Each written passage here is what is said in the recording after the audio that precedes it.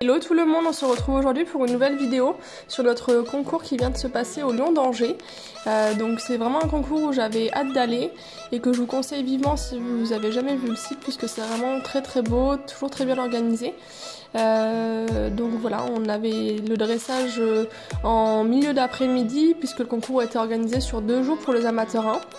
On faisait d'ailleurs notre grand retour sur ce niveau d'épreuve puisqu'on était redescendu en amateur 2 sur le concours de Chambrette pour essayer de reprendre un petit peu confiance en nous puisque les dressages et le CSO ces derniers temps s'y passaient pas toujours très bien.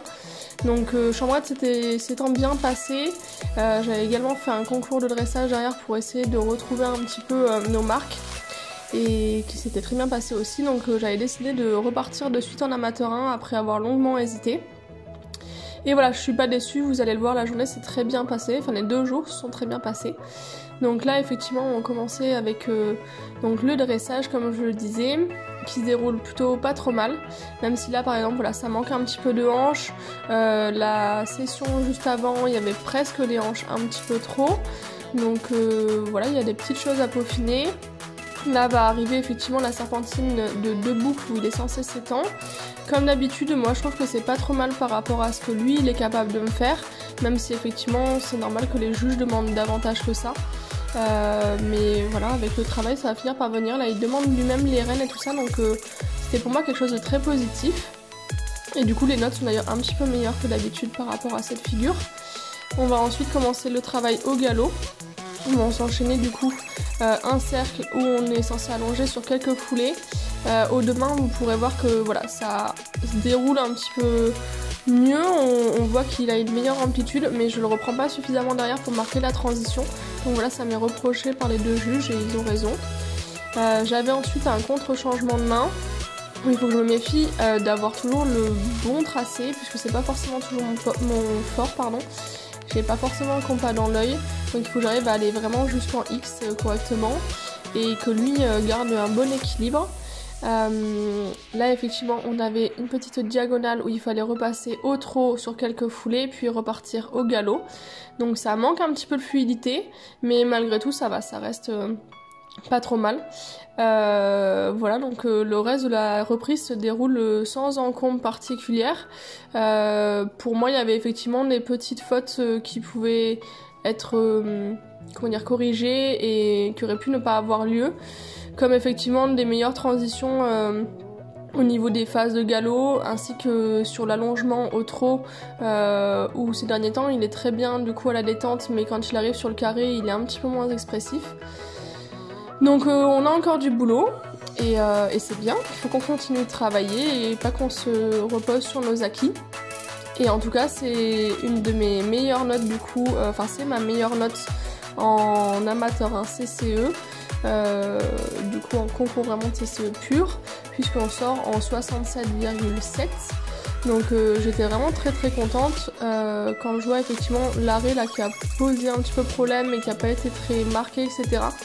Je m'attendais vraiment à pire, mais voilà, très très contente, et surtout pas me plaindre d'avoir une meilleure note.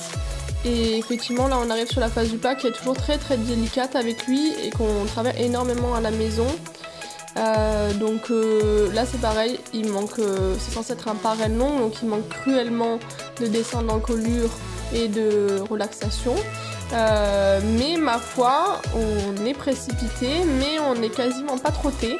Et même si effectivement les notes restent pas forcément très bonnes, moi c'est quelque chose qui me rend contente parce que avant j'aurais été incapable de faire ça avec lui. Donc voilà, le travail commence à payer. Et puis je vais vous laisser finir la fin de la reprise qui va passer très très vite puisqu'on a le dernier arrêt avant de vous retrouver du coup sur le CSO.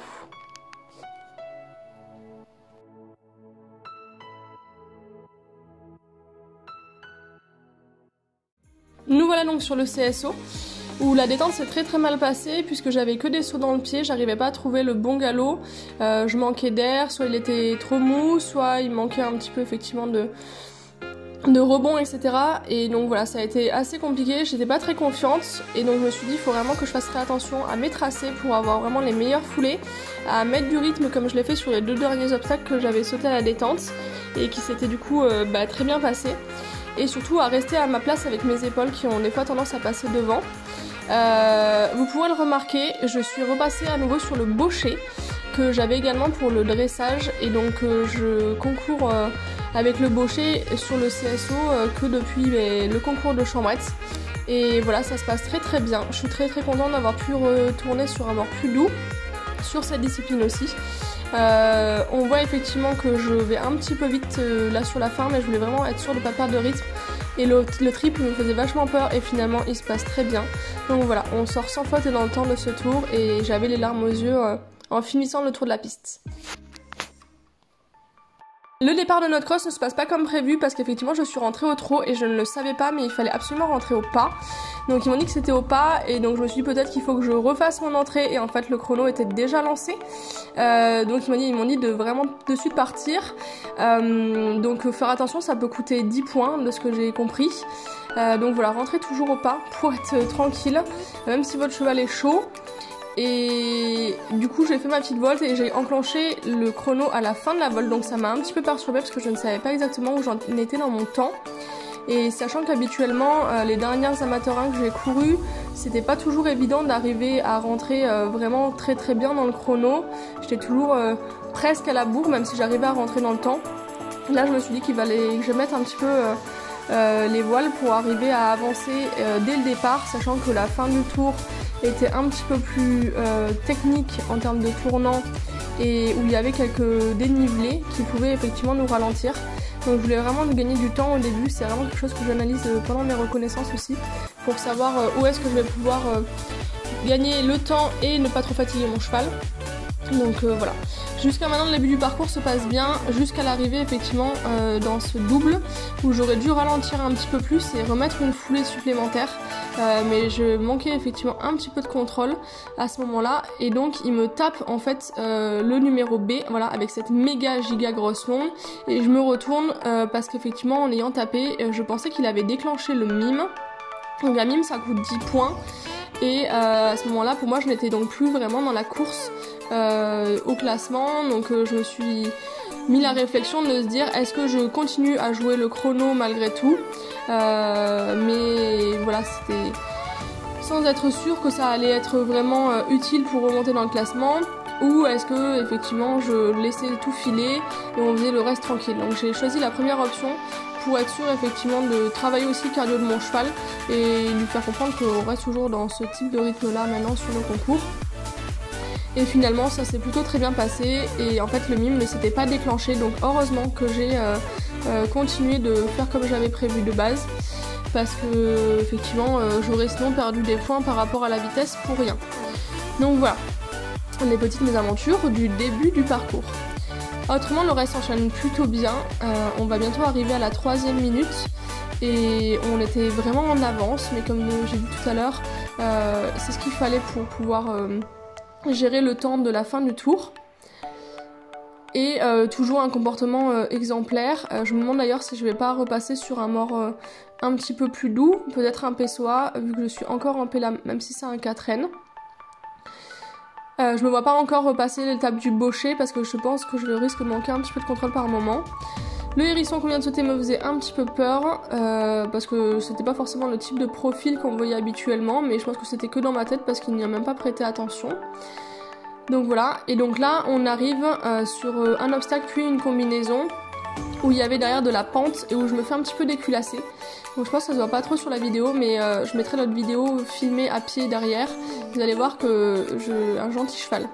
Donc voilà, là on fait le A, le B, et là il y a une descente, et effectivement voilà, je me fais projeter un petit peu, il prend de la vitesse, et il me sauve la maison in extremis. Donc voilà, toujours très gentil et généreux pour me sortir dans des situations un peu pas possibles. Là c'est pareil, on arrive sur une pointe. J'aurais dû soit vraiment franchement ralentir, soit continuer un peu le galop, et donc il me fait une longue qui se passe plutôt bien. Mais on va dire qu'heureusement qu'elle n'était pas beaucoup plus large, sinon ça aurait été un petit peu compliqué. Et ici, là aussi, il m'a vraiment bien sauvé. Par contre, je n'ai pas de vidéo et donc on se rend un petit peu moins compte. On passe très bien le tronc qui est ici et en fait, il glisse à l'entrée du gué. Le gué n'était pas très rempli d'eau. Et donc voilà, il se retrouve au pas et donc il me saute l'obstacle du pas. Et vraiment, J'étais très contente qu'il me sauve la vie comme ça. Je ne l'aurais vraiment pas du tout engueulé ou quoi que ce soit si c'était arrêté. Parce qu'il a vraiment fortement glissé du cul. Et sauter du pas, un obstacle qui reste quand même assez costaud maintenant. Je pensais pas qu'il me le ferait. Donc voilà, je le remercie encore 1000 fois pour toute sa générosité comme d'habitude. Et me permettre du coup de garder son tour sans faute plutôt que de me prendre 20 points pour juste une petite question d'équilibre et peut-être aussi de vasouille qui glisse un petit peu sous des pieds nus. Donc voilà, on arrive sur la fin du tour, comme je disais, on sort de la forêt, ça tourne un peu, on grimpe sur une butte. On avait du temps, du coup je lui ai laissé redescendre au trot pour pas perdre en équilibre. Et on finissait avec une combinaison qui n'était pas forcément la plus simple à aborder parce que j'aurais préféré me coller un peu plus à gauche pour être encore plus droit. Mais ça se passe bien et donc voilà, il reste encore un obstacle et nous sommes sur la ligne d'arrivée. Nous sortirons donc sans faute et dans le temps. Et ça nous permettra du coup de remonter 14e sur 51 pour ce classement. Donc j'aurais pas pu faire beaucoup mieux à part avoir un meilleur dressage. Donc je suis très satisfaite de lui. Là vous retrouvez du coup la vidéo dont je vous parlais. Donc là je reste à ma place. Et malheureusement juste derrière, paf, je me fais déculasser, il prend de la vitesse et heureusement il me sauve la maison. Donc voilà, très contente. Donc, vous allez pouvoir voir l'obstacle de la pointe et le tronc qu'il y a juste avant le gué. Également un petit peu de loin, mais voilà, au moins on le voit un petit peu. En tout cas voilà, j'espère que cette vidéo vous aura plu.